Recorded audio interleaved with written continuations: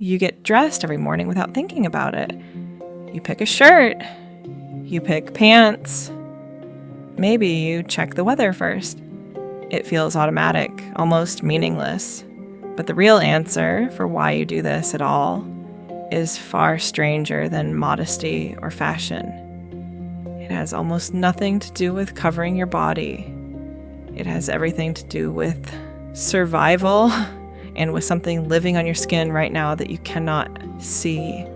Rewind 200,000 years. Your ancestors are covered in fur just like every other primate on the planet. Thick hair everywhere. No shirts, no fig leaves, just skin and hair, the way nature built every mammal that came before them. Then something happens. Slowly, over tens of thousands of years, that fur disappears. Almost all of it. You are left with a strange, mostly naked ape covered in skin that burns, freezes, and scrapes far too easily. Why would evolution do that? Here's the twist. Nobody tells you in school. Losing the fur wasn't a mistake. It was a strategy. Your ancestors were becoming long-distance hunters, chasing prey across open savanna under a brutal African sun, sometimes for hours at a time. Fur traps heat. Bare skin, covered in sweat glands, releases it. A hairless body with millions of sweat glands could run down an exhausted antelope that had to stop and pant in the shade. Your ancestors didn't outrun their prey. They out-sweated it. So the fur had to go, but something else had to arrive to replace it. Because losing your fur in the African heat is one thing.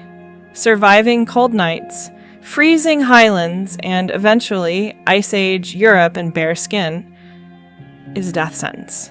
This is where clothing enters the story. Not as decoration, as a second skin. Here's where it gets strange.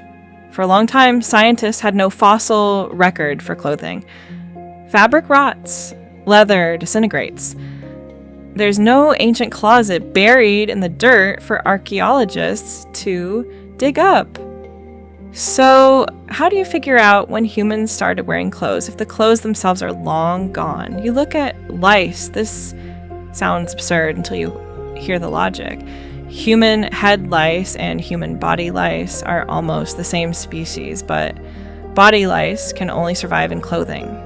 They lay their eggs in fabric seams, not in hair. If body lice exist, clothing must already exist for them to live in. So researchers can estimate when clothing was invented by tracing when body lice genetically split off from head lice.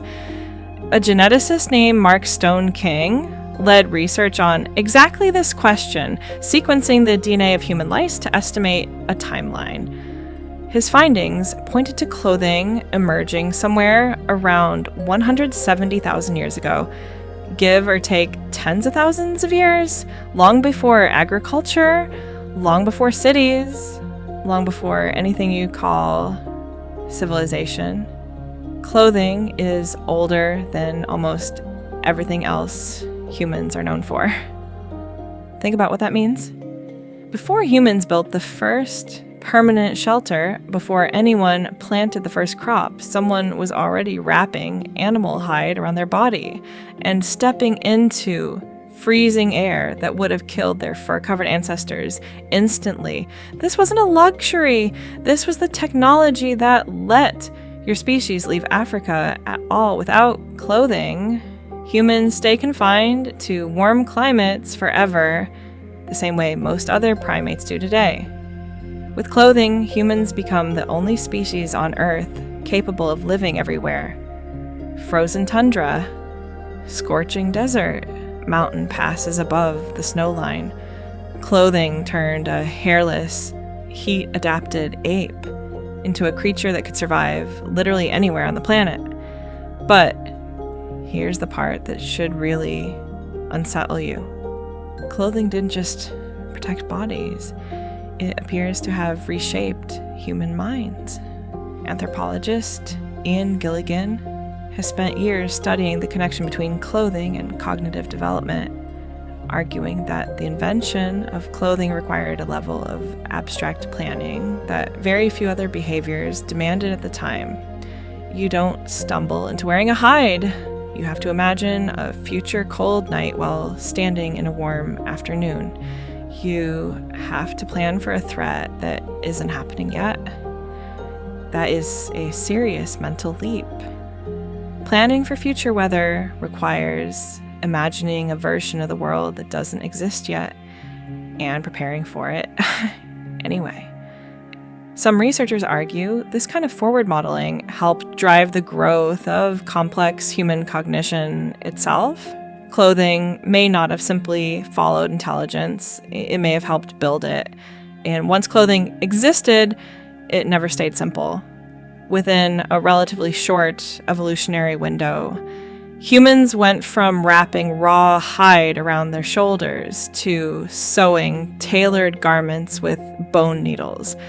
Archaeologists have found needles with eyelets dating back roughly 40,000 years, evidence that humans were no longer just draping themselves in animal skin. They were fitting it, shaping it, designing it. That single detail changes everything. A draped hide keeps you from freezing. A tailored fitted garment traps heat far more efficiently, frees your arms for tool use, and can be layered.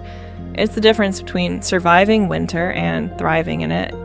This is likely how humans pushed into Ice Age Europe and Siberia, regions Neanderthals had already adapted to physically over hundreds of thousands of years.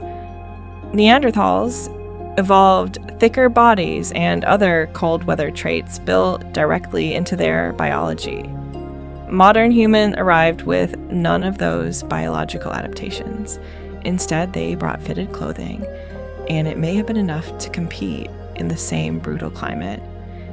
Some researchers, including work discussed by paleoanthropologist Rick Potts, have pointed to variability as the true defining trait of the human species. Not strength, not speed. The ability to adapt behavior fast enough to survive rapidly shifting environments. Clothing is one of the clearest expressions of that trait.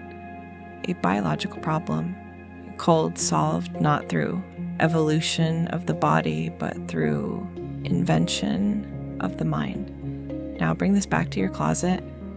That jacket hanging by your door isn't just protecting you from the cold.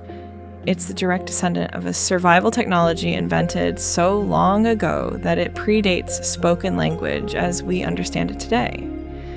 Every time you layer a sweater, or zip up a coat, or grab gloves before walking outside, you are repeating an act your ancestors performed in Ice Age winters.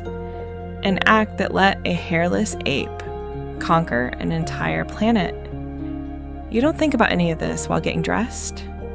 You just do it.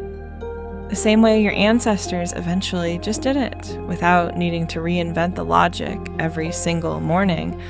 But underneath that automatic behavior sits one of the oldest, strangest survival stories your species ever wrote. Not written in stone, not written in bone, but written in fabric that rotted away millennia ago, and in the DNA of lice, too small to ever notice you reading this. You get dressed every morning without thinking about it. Now you know that when you do, you're not just following a habit. You're finishing an idea your ancestors started nearly 200,000 years ago, one cold night at a time.